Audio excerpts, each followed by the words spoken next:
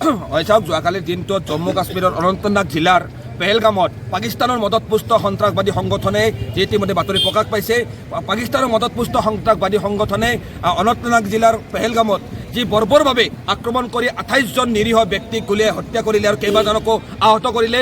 এই ঘটনাক আমি ABMC ইতিমধ্যে তীব্ৰ ভাষাৰে গৰিহণা জনাইছোঁ আৰু আমি দাবী জনাইছোঁ যে শীঘ্ৰে এই সন্ত্ৰাসবাদীসকলক কঠোৰ হাতেৰে ভাৰত চৰকাৰে দমনৰ ব্যৱস্থা কৰিব লাগে।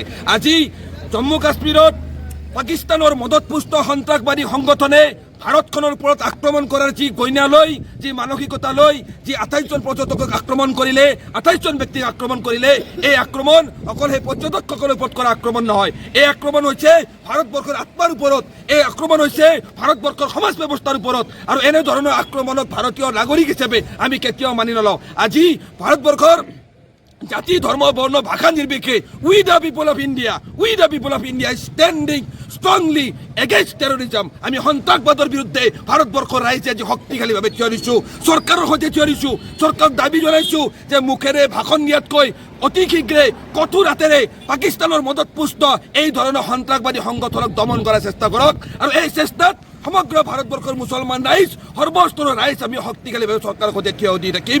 আমাৰ কথা স্পষ্ট, ভাৰতৰ য'ত তাত সাৰ্বভৌমত্বৰ কথা হ'ব, ভাৰতৰ য'ত স্বাভিমানৰ কথা আহিব, য'ত ভাৰতবৰ্ষৰ দেশৰ কথা আহিব, এই দেশৰ কথাৰ ক্ষেত্ৰত আমি ৰাজনৈতিক মতাদৰ্শ পাহৰি হ'লেও সমগ্ৰ ভাৰতবৰ্ষৰ ৰাইজ আমি ঐক্যবদ্ধ হৈ থিয় হৈ আছোঁ, অনাগত দিনলৈ আমি থিয় হৈ থাকিম।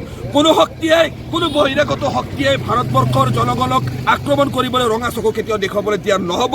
আমি জনগণ আজি ৰাজপথলৈ ওলাই আহিছোঁ।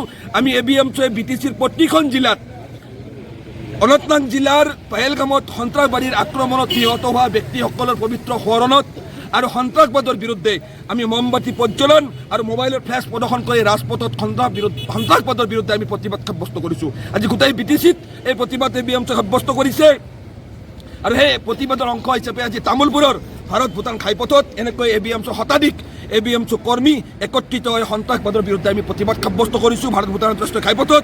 আৰু তামোলপুৰ জিলা ABMC মুখ্য কাৰ্যালয়ত মমবাতি প্ৰজ্বলন কৰি নিহত ব্যক্তিসকলৰ আত্মাৰ সদ্গতি কামনা কৰিছোঁ, তেখেতসকলক ইয়াত আমি সোঁৱৰণ কৰিছোঁ। ধন্যবাদ। সংগ্ৰাম চলিছে, চলিবই।